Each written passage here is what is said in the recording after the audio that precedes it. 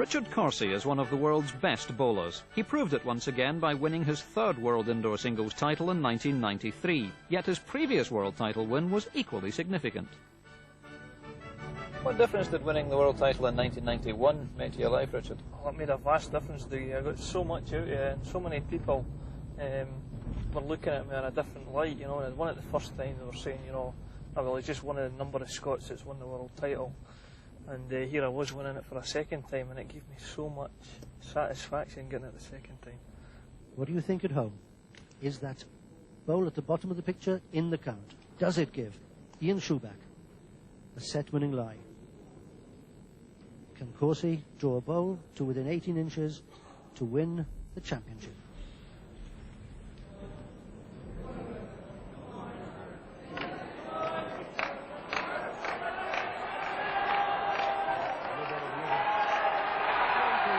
He was given the chance to draw within 18 inches for the championship. He's done it. One shot to the young Scot. Congratulations from Ian Schuback. Richard Corsie has won the World Indoor Singles title for the second time. Did you enjoy winning it more the second time than the first? Yeah, very much so, yeah. I enjoyed it a lot. It sort of put me into the Tony Alcock and David Bryant League, having been, you know, the only non-Englishman to have won it more than once, so I was really pleased winning it a second time.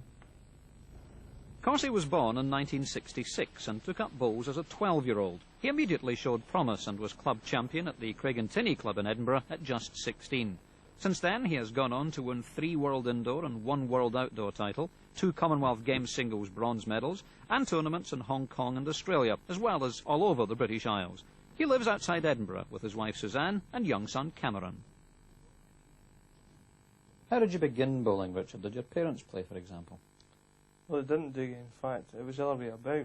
We went up to the park and it was closed where we used to play football, and we all said, you know, let's go in and have a game of bowls with all these old guys. Unfortunately, I was a bit eccentric because I enjoyed the game. They were playing football in the park next door, and I was playing with all these old guys at the bowling, you know, so I took a fair old bit of stick.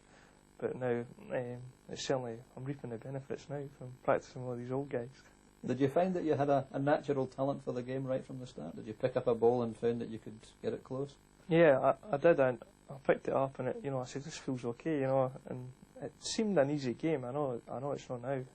I understand it all. It's quite difficult.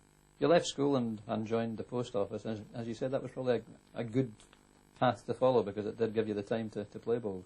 It did, actually. You know, it isn't the ideal situation that your parents look for you to become a postie. You know, I think that everybody always expects you to do better. But in hindsight, looking back, I'm probably a major organisation that's supported me through my successes in bowls. Certainly difficult at the beginning, but they're fully supportive of me now. So you didn't have any formal coaching or teaching, and yet I think Jimmy Davidson played quite a large part at that time, didn't he? It was really strange because when we were, I think it was about 14, 15, I could play bowls and I thought, you know, that was it. I didn't need any coaching. And when I was selected to play in the Guinness School of Sport for a week with Hugh Duff, we also had won the World Championship. Immediately, reaction was, I don't need coaching, you know, this is ridiculous. But I went to the coaching course and it's probably the most, I could honestly say I learnt more that week than I'd learnt in all the times I've been practising through Jimmy Davidson's techniques. We're about to see you coaching bowls, Richard. Where did you go to do that? We chose Fintry because the club was so supportive and letting us use their facilities. It was also a nice village and a nice setting, so we found it an attractive venue to go to.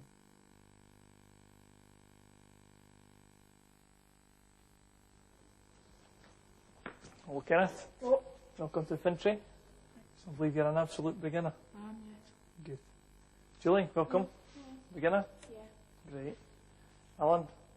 No. Beginner? No. You have some experience, so you're obviously looking for a little bit more. Yep. Well, I just want you to relax today, enjoy yourself, and we'll have an enjoyable day. First thing in the game is the mat. Now, if we take the mat, okay, if I could excuse you a minute, Kenneth.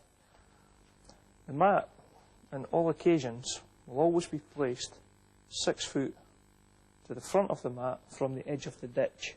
And this is generally indicated by a T, which we can see clearly here.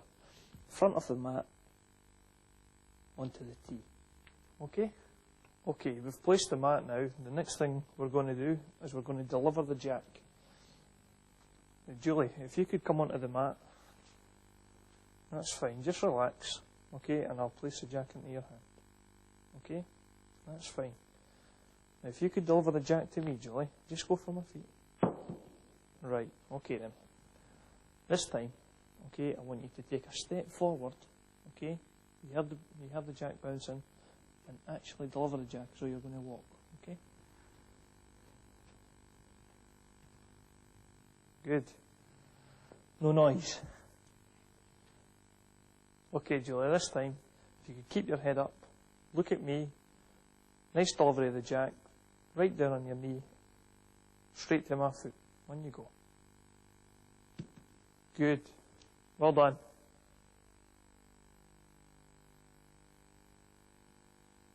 Nice and relaxed on the mat, Alan.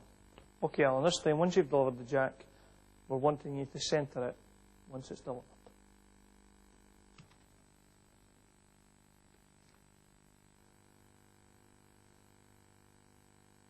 Okay, Alan. Give Julie clear hand signals on centering the jack. Bear in mind, you're aiming up with the back marker, clear signals.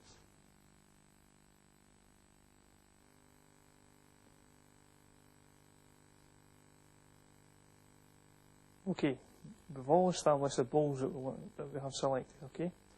And you're all happy with the balls that you have. There's a simple test just to make sure that the balls that we have selected are comfortable in our hands, okay? So if we just slowly go down, put your hand on the top of the ball and just slowly pick it up, okay? Now just hold it there, okay? Give it a little shake. Okay, we all feel pretty comfortable with that? Okay, that's a simple test, and that's indicating that we're all comfortable with the size of the ball. Okay? We're now going to move on to the grip, and there's two types of grip. First of all, there's the claw grip, where the thumb is placed on the top of the ball. Secondly, we have the cradle grip, where the thumb is on the lower part of the ball, and the ball is actually in the palm of the hand. That grip I wouldn't recommend to any of you, because you have no feeling, and there's no sort of sensitive part that are holding the ball. It's just basically rolling off the palm of your hand. So we're going to just place the balls into your hand, Kenneth, just to see how comfortable you are with the grip, okay? I'll just place it in. Okay, now you take a grip now. It's important that the ball is perpendicular so that it'll come away very clean when you're delivering the ball. And that's pretty good, Kenneth. Okay? That's fine, thanks. Okay, Julie. Just grip the ball. Nice and relaxed. Okay? Relax your arm. You comfortable with that? Okay? Okay, Alan. Same again. Just open your fingers. Just relax. Okay? Just open that finger. Okay, and just stretch out. There we'll see where the ball is perpendicular, perfectly level. It's not going to go away with a wobble. If Alan was holding it like this, then obviously the ball's going to go away with a wobble, and he's not going to get a true result. So there again, perpendicular, nice solid grip, finger a little bit on the top, and he's ready to go. Well, Alan, we've established a good delivery with the jack, and it's exactly the same with the ball. It may feel a bit different. It's a bit larger object, but it's exactly the same principle. Okay, you're going to deliver the ball down the line, and hopefully directly at my foot there. Okay, give it a go. Good, good. Okay, let's just see that again.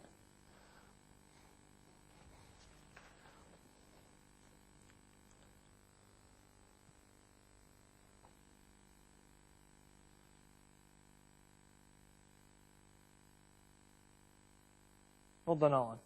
And don't worry if that's finished, but that's pretty good. You'll see that that is exactly on the line. I just didn't have enough weight, but in all respects, you were playing to my foot and not to the jack. And that's a pretty good first attempt. There's a lot of people who will be proud of that. Okay? Kenneth, do you want to come on and show your first ball? Okay? Again, exactly the same as you were doing with the jack. Okay? It's just the same principle. Nice delivery to my foot there. Good. And again. Just take your time now. Just relax.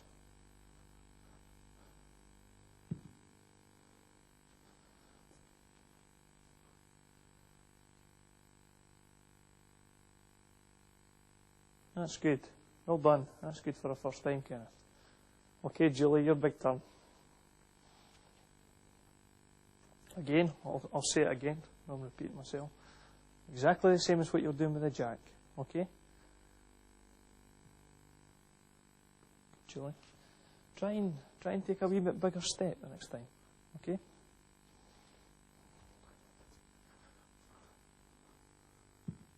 Good. We're going to be impressed with this one. Well done. Great delivery. First bowls. Superb. A lot of people will be proud of that. Just one thing, Kenneth. If you could come back onto the mat with a ball again. Okay, now we're just going to get you on the mat and just put the ball in your hand. Okay? Now put it up there. Now, your ball, I don't know if you noticed, but it went away with a wobble. Okay, and that's all to do with, again, the grip. It's your small finger that's obviously causing the wobble because it's so far round the bowl. Okay? So we'll just try and move that down there a bit. And move your thumb up there. Now, does it feel comfortable? No. Right. Okay. Position yourself on the mat. And again, deliver to my foot. Better. Good. Excellent. Well done. And that's your wobble cured. Okay? Well done. The bowl has discs, and the small disc at all times must be to the inside, the large disc on the outside. Likewise, if we're playing the backhand, small disc to the inside, large to the outside. I'll just demonstrate first on the forehand with the large disc to the outside.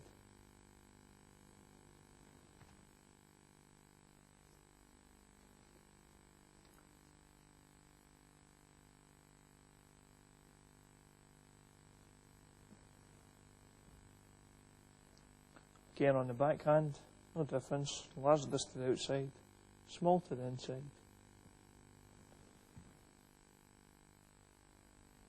The bias which brings the ball back to the centre line is determined by the shape in which the ball is moulded.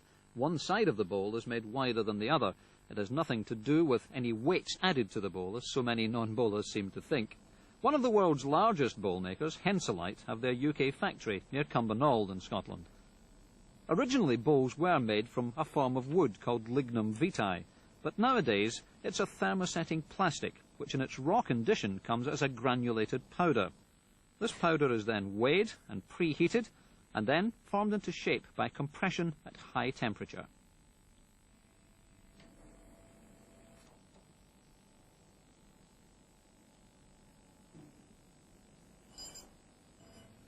It is then allowed to cool slowly for 24 hours. The bias and balance of the bowls is produced on a computer-controlled lathe to a high degree of accuracy. A second pass is made, and then the grooves are added, a series of concentric circles.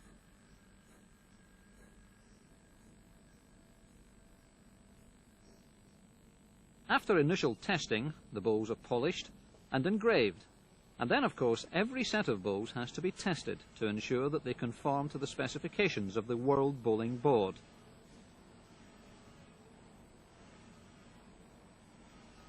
As the test table proves, this set appears to have a consistent bias on the backhand draw.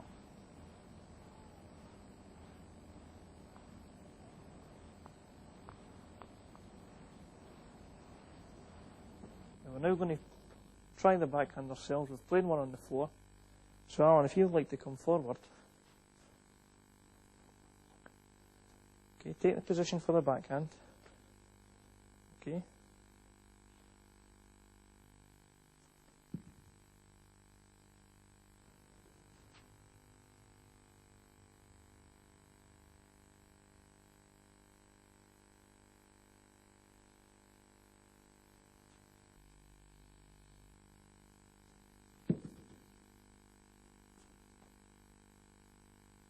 What happened there?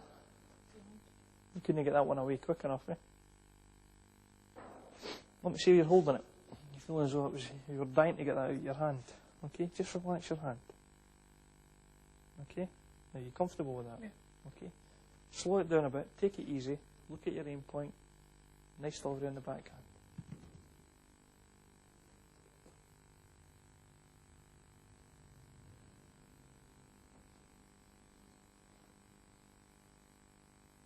Position yourself first on the mat. That's it.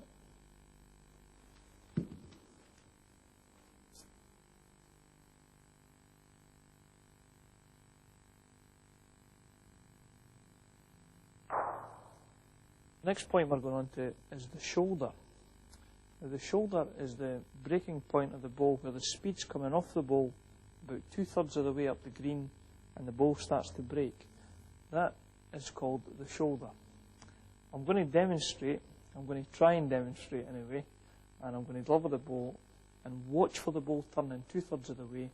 That's basically the point we're going to be aiming for, and that is called the shoulder.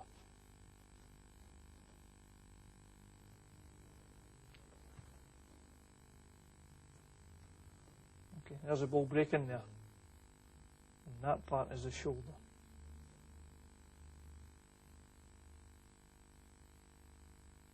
We've now marked the shoulder with a piece of white card, and that now should be our aiming point. And I'll try and demonstrate that as best as I can for you.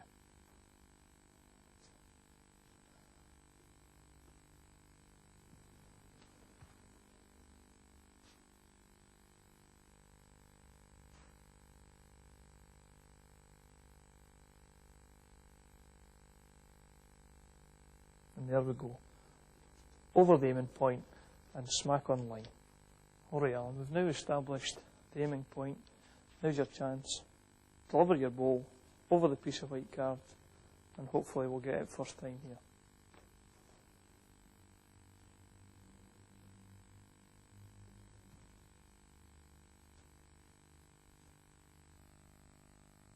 Excellent. Well done. Great.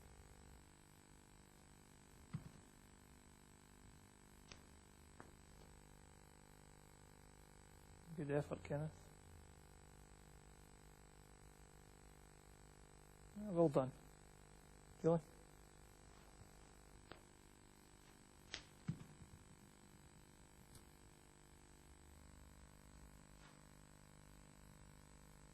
Well done, Julie. We'll certainly not say much about the delivery, but well done. I explained to you earlier about the shoulder, but the majority of bowlers generally use an aiming point on the bank. I'm going to try and demonstrate using the cone, the aiming point, trying to get the aiming point, and finishing back into the centre of the jack. If I get that aiming point, my ball should finish in the centre line. I'll try my best to demonstrate that.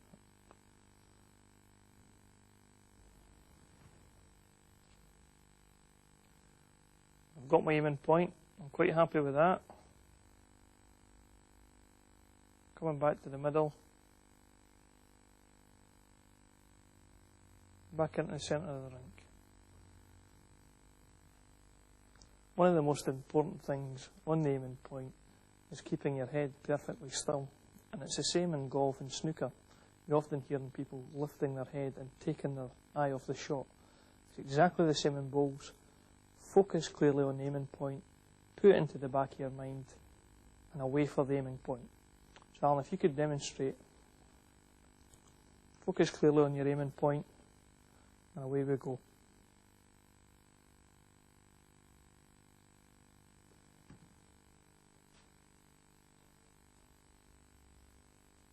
Very good, Alan. Turning well. Hit the point. Excellent.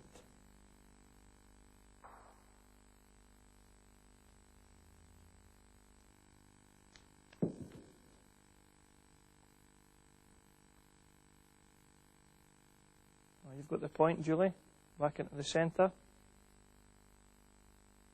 Oh, terrific. Well done. Good.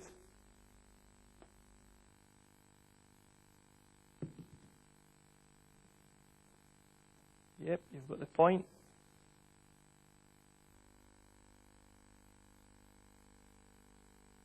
Just a little overstrength. You can see it coming back into the centre because you managed to get the correct aiming point. Well done. Picking up the story of your early days again, Richard, 83 and 84 were particularly successful, weren't they, with Scottish and British junior indoor and outdoor titles? Yeah, I think it was always my ambition to win a national title, and obviously the junior one's the first one to aim when you move into that category, and I won it the first attempt in 1983 at the minimum age. But what are your memories of the Commonwealth Games? Good experience. I gained a lot of experience in '86 that I use now. You know, I looked at the round robin system and shots and things like that, which I never considered when I was actually playing in 1986. So I can honestly say, having been given a chance in '86, I've got a hell of a lot of experience through that. How much does it mean to you to play for your country, to actually represent Scotland? I think it means a vast amount. You know, everybody likes to play for their country. Yeah, it means a lot to me. Are you very much a home boy? Are you happiest in Edinburgh? I think when you're bowling, you've got your appearances, your commitments. Everybody says, you know, it's nice to get out. Well, for me, it's nice to get back home because I'm very rarely in my house. And what about Edinburgh as a home city? Is it special to you, or could you be happy anywhere? Well, we've just recently moved, and we just moved a mile outside Edinburgh, and I was really apprehensive about moving outside Edinburgh. I wanted to live in Edinburgh, I was adamant. But having said that, we're not that far. Yeah, I like Edinburgh. The scoring system in the game of bowls is very simple. Here we have blue bowl and blue bowl. These two blue bowls are nearer than any of the other four red bowls. Therefore, blue shall score 2 shots. A very easy scoring system. Here's another illustration of that simple scoring system. In this example, black is lying 3 shots. He has 3 bowls closer to the jack than the nearest yellow. But yellow, with his final delivery, changes things completely. Out goes the black, and now yellow scores 1. The nearest bowl is yellow, and it's 1 shot. And that is one of the attractions of the game. Now back to Fintry. Julie and Ken have already played their very first end of singles, and Richard has challenged Alan. And there's a surprise too for the world champion, a very good opening bowl from young Alan McCall. What can Richard do by way of reply? Another good bowl, but Alan lies the shot. Alan adds a second. And since that bowl lands in the forehand draw, Richard has to change his hand and come in on the backhand, and he plays it well.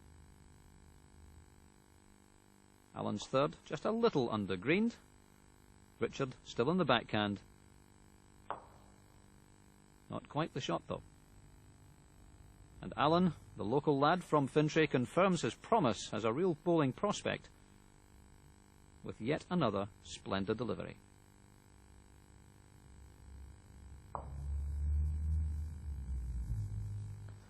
Once again, Alan, you've played another great end here, and you've got me in a bit of trouble.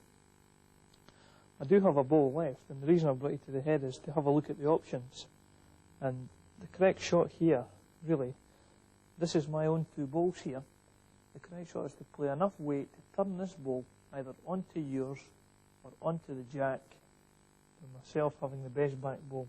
So I'm going to try from the other end. Enough weight to lift this bowl, hopefully get a result. If not, I'll have to declare you the winner.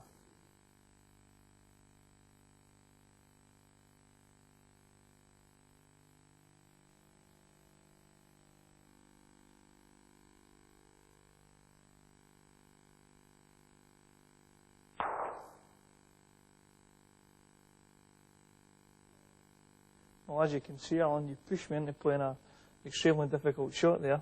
Fortunately, I've come out with a result. So, congratulations on the way you've performed today.